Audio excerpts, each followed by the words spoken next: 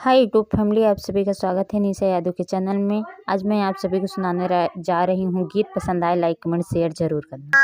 बेटारी में जुराई छोटी ननदी, ननवा तो मिली है उधार मोरी बाऊजी, व्यवहार मोरी बाऊजी, दुल्हा के नाही बा व्यवहार मोरी बाऊजी, व्यवहार मोरी बाऊजी।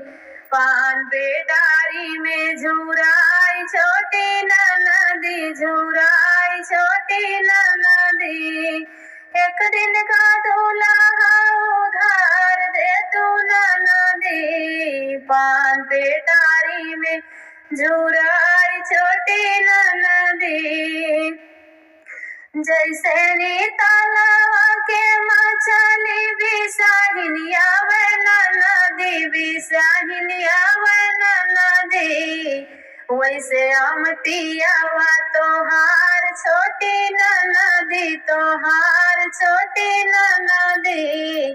पान पेटारी में झुराई छोटी ननदी, झुराई छोटी ननदी, एक दिन के दूल्हा उधार दे तू ननदी, व्यवहार दे तू ननदी।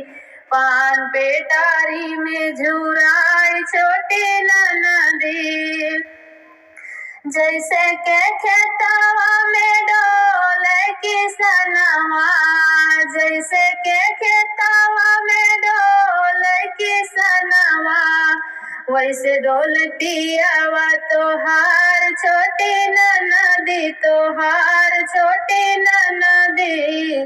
पान पेटारी में झुराई छोटी ननदी, झुराई छोटी ननदी, एक दिन का दूल्हा उधार दे तू ननदी, व्यवहार दे तू ननदी।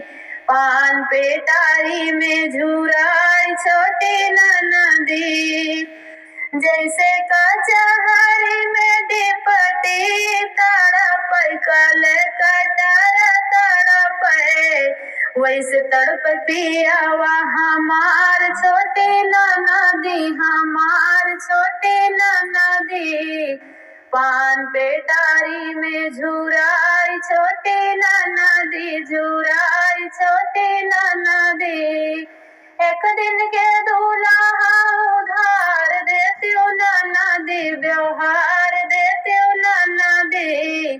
पान पेटारी में झुराई छोटी ननदी, जैसे फूलवारिया में फूल महकै ननदी, गुलाब महकै ननदी, गुलाब महकै ननदी, वैसे महक वीराना तोहार छोटी ननदी, तोहार छोटी ननदी।